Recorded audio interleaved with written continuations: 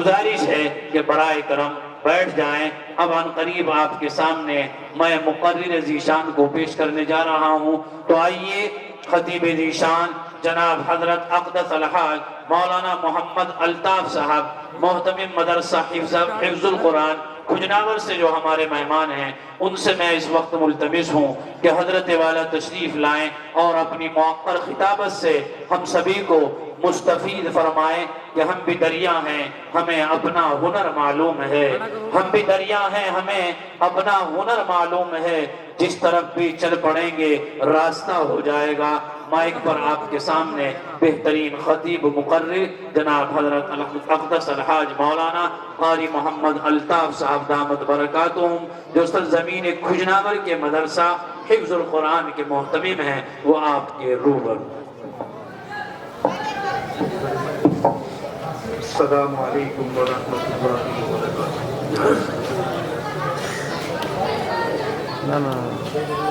بسم اللہ الرحمن الرحیم۔ بس کم تھوڑا بس الحمدللہ وکفا وسلام علی عبادہ الذین اصطفیٰ وأصلی وأسلم علی سیدنا وحبیبنا محمد المصطفیٰ وعلى آلہ واصحابہ نجوم الہدى قادۃ التقیٰ، اما بعد۔ قال اللہ تبارک و تعالی فی القرآن المجید: اعوذ باللہ من الشیطان الرجیم، بسم اللہ الرحمن الرحیم۔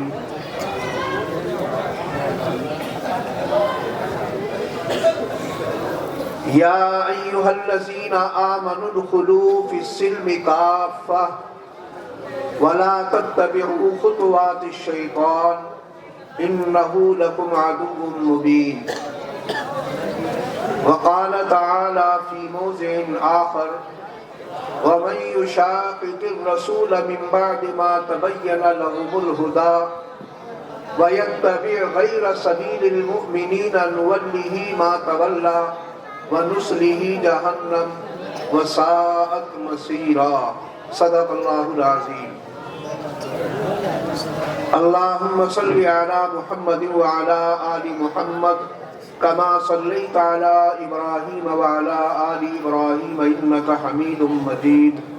اللہم بارک علی محمد وعلی آل محمد کما بارکت علی ابراہیم وعلی آل ابراہیم انکا حمید مجید۔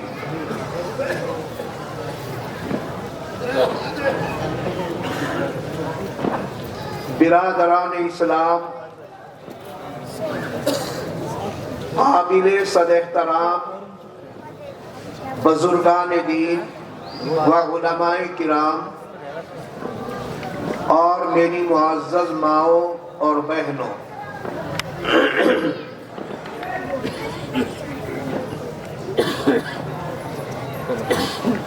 آج اس مدرسہ نور العلوم کا یہ سالانہ اجلاس ہے۔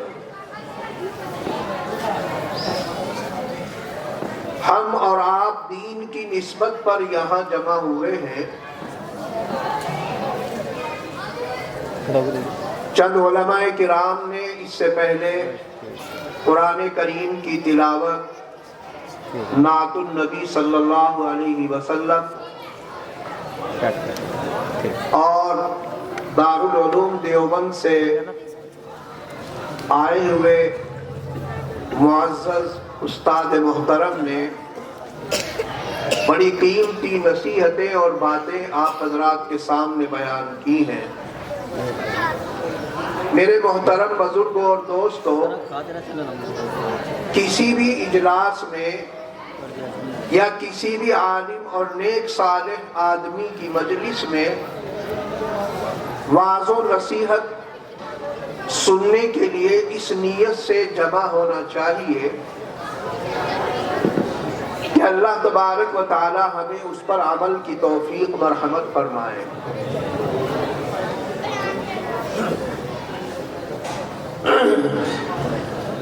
نماز روزے کی باتیں آپ رات دن سنتے ہیں، اور اس زمانے میں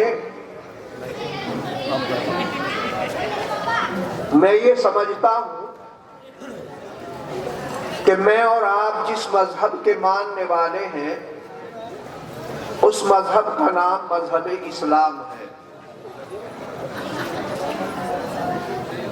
اسی کو اسلامی شریعت کہتے ہیں، اسی مذہب کو دین محمدی کہتے ہیں، اور اسی کو دین اسلام اور مذہب اسلام کہتے ہیں. اور اس مذہب کے ماننے والوں کو مومن یا مسلم کہتے ہیں.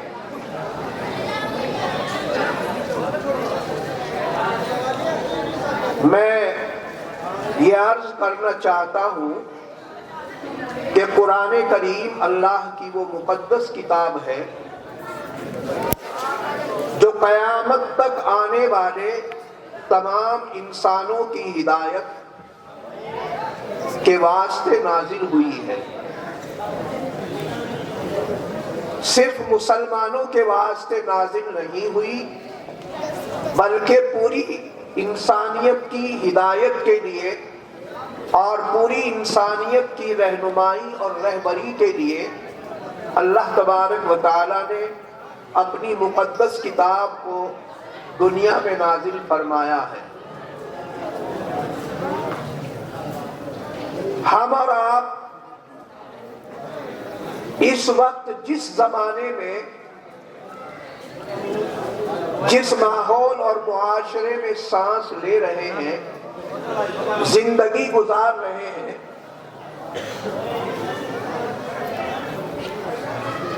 یہ بڑا فتنوں سے بھرا ہوا زمانہ ہے. امن و سکون کا زمانہ نہیں ہے. طرح طرح کی مصیبتیں ہیں، طرح طرح کی پریشانیاں ہیں، طرح طرح کے شرور و فتن ہیں، حوادثات ہیں، زمینی آسمانی بلائیں اور مصیبتیں نازل ہو رہی ہیں. کوئی آدمی مسلمان ہو یا غیر مسلم، کسی بھی مذہب سے تعلق رکھنے والا ہو، مرد ہو یا عورت ہو، جوان ہو یا بوڑھا ہو، مالدار ہو یا غریب ہو، سب اپنی اپنی جگہ پریشان ہیں. یہ پریشانیاں کیوں آ رہی ہیں؟ ان پریشانیوں سے بچنے کا علاج کیا ہے؟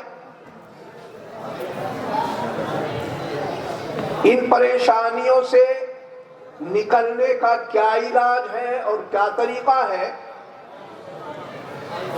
یہ ساری چیزیں قرآن کریم کے اندر موجود ہیں.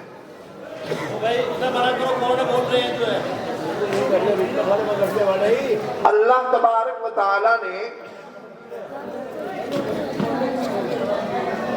اس قرآن مقدس کو سمجھانے کے لیے اور انسانوں کو اس کی تعلیم دینے کے لیے اپنے آخری اور پیارے نبی جناب محمد الرسول اللہ صلی اللہ علیہ وسلم کو دنیا میں مبعوث فرمایا.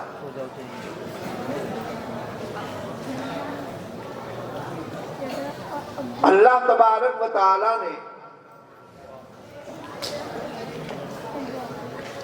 اپنے دین کو، اپنے پیغام کو، اپنے احکامات کو انسانوں کو سدھارنے کے لیے، ان کو صحیح راستے کی تعلیم دینے کے لیے، ان کو ایک کامیاب زندگی گزارنے کے لیے، اپنی دنیا اور آخرت کو سدھارنے کے لیے آسمان سے مختلف کتابیں چھوٹی بڑی نازل فرمائی ہیں. اور ان کتابوں کو سمجھانے کے لیے، ان کی تعلیم دینے کے لیے استاد، معلم، ٹیچر، لیکچرار بھیجے ہیں جن کو حضرات انبیاء کرام علیہ الصلاۃ والسلام کہا جاتا ہے۔ میں لمبی بات نہیں کرنا چاہتا، حالات اور زمانے کے اعتبار سے جو باتیں ہیں وہ آپ کے سامنے عرض کروں گا۔ اللہ تعالیٰ مجھے قرآن و سنت کی روشنی میں مفید باتیں کہنے کی توفیق و رحمت فرمائے، اور ہم سب کو اس پر عمل کرنے کی اور ان کے مطابق اپنی زندگیوں کو بنانے کی توفیق و رحمت فرمائے۔ تو میرے دوستوں اور بزرگوں، یہ قرآن مقدس ہدایت نامہ ہے، قانون کی اور دستور کی کتاب ہے۔ دنیا میں کوئی بھی حکومت ہوتی ہے، کسی بھی ملک کے رہنے والے انسان ہوتے ہیں، ان کے زندگی گزارنے کے لیے، اپنے ملک میں ترقی کرنے کے لیے، اپنے ملک کو ترقی دینے کے لیے کچھ اصول اور ضابطے ہوتے ہیں، جنہیں دستور کہا جاتا ہے، باعلاج کہا جاتا ہے۔ اللہ تعالیٰ نے، اللہ رب العزت ہمارے خالق و مالک ہیں، وہی ہمارے بادشاہ ہیں، وہی بادشاہوں کے بھی بادشاہ ہیں، احکم الحاکمین ہیں، حاکموں کے بھی حاکم ہیں۔ اللہ تعالیٰ نے ہمیں دنیا میں اپنا خلیفہ، اپنا نائب بنا کر بھیجا ہے۔ قرآن میں پہلے پارے میں ہے، وَإِذْ قَالَ رَبُّكَ لِلْمَلَائِكَةِ إِنِّي جَاعِلٌ فِي الْأَرْضِ خَلِيفَةً۔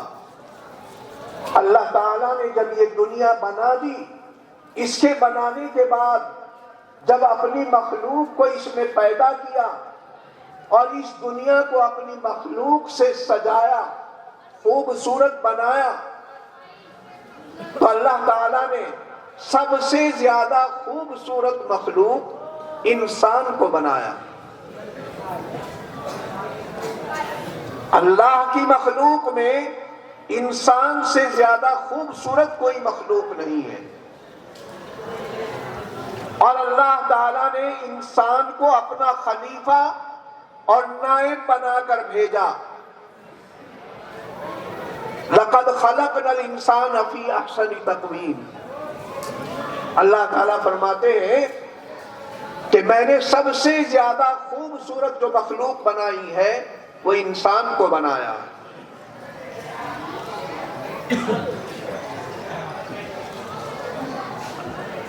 خلیفہ ہارون رشید کے دور میں اس کے کسی وزیر نے رات کو 14ویں رات کے چاند کی خوبصورتی کو دیکھتے ہوئے اور اپنی خوبصورت بیوی کو مخاطب کرتے ہوئے جذبات میں آ کر قسم کھائی کہ اگر تو اس چاند سے زیادہ خوبصورت نہ ہوئی تو تجھے طلاق ہے۔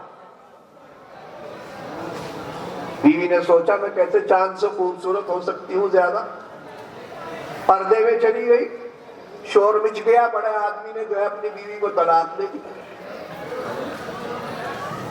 خلیفہ نے دربار لگایا، علماء مفتیان کو بلایا، کسی نے کہا طلاق ہو گئی، کسی نے کچھ کہا، کسی نے کچھ کہا۔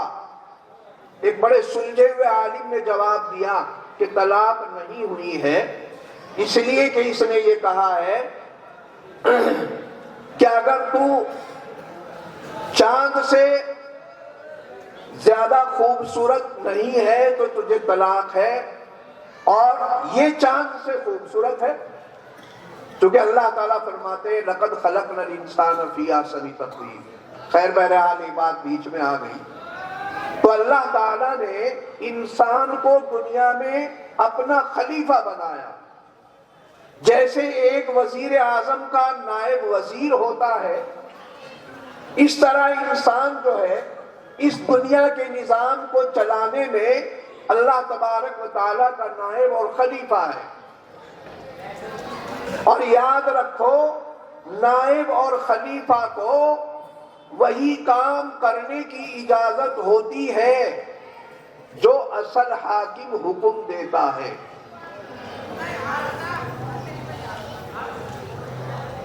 اس انسان کی ہدایت کے لیے آسمان سے توریت، انجیل، زبور، قرآن اور چھوٹی بڑی بہت ساری کتابیں جنہیں صحائف کہتے ہیں وہ نازل ہوئے ہیں. انسانوں کو سمجھانے کے لیے، تعلیم دینے کے لیے حضرات انبیاء کرام کو استاد بنا کر دنیا میں مبعوث فرمایا. یہ سلسلہ انسانیت کا اور اس کی تعلیم اور تبلیغ کا حضرت آدم علیہ السلام سے شروع ہوا ہے، جو ہم سب کے دادا ہیں، جو اس انسانیت کی، نسل انسانی کی جڑ بنیاد ہے. دنیا میں تقریباً 1,24,000 انبیاء کرام تشریف لائے، جنہوں نے دنیا میں آ کر اس بات کی تبلیغ کی، اس بات کی دعوت دی کہ تمہارا پیدا کرنے والا، تمہارا خالق اور تمہارا مالک، تمہیں روزی دینے والا اور ہر قسم کی نعمت دینے والا ایک خدا ہے، جس کی ذات میں، صفت میں اس کا کوئی ساجھیدار یا شریک نہیں ہے. ہر نبی نے یہی دعوت دی ہے. اس نبوت کے سلسلے کو پورا کرنے کے لیے اور وحدانیت کی تعلیم کے اس مشن کو مکمل کرنے کے لیے سب سے آخر میں اللہ تعالیٰ نے جو پیغمبر بھیجے ہیں ان کا نام نامی محمد الرسول اللہ صلی اللہ علیہ وسلم ہے. حضور اکرم صلی اللہ علیہ وسلم نے سب سے آخر میں تشریف لا کر اس دین کو مکمل کیا ہے جو دین سیدنا آدم علیہ السلام سے انسانوں کی ہدایت اور رہنمائی کے لیے شروع کیا گیا تھا.